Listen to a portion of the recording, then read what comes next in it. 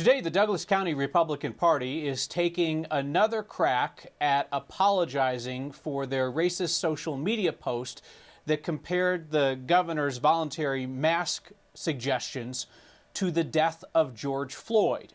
Yesterday here, I suggested that there ain't no apology like a if someone was offended apology, because an if someone was offended apology doesn't count. Perhaps the Douglas County Republican Party realized that, and they did better today.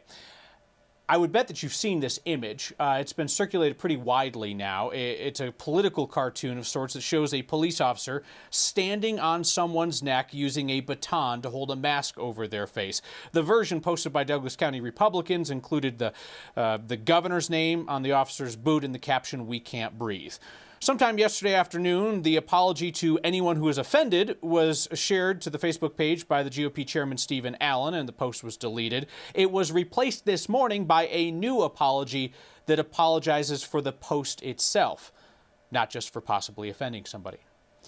TriCounty Health, which currently, but not for long, represents Douglas County, spoke out about this issue today, saying, quote, "We're sickened by the political cartoon that was recently placed on the Douglas County GOP's Facebook page that likens a face mask mandate to the murder of George Floyd."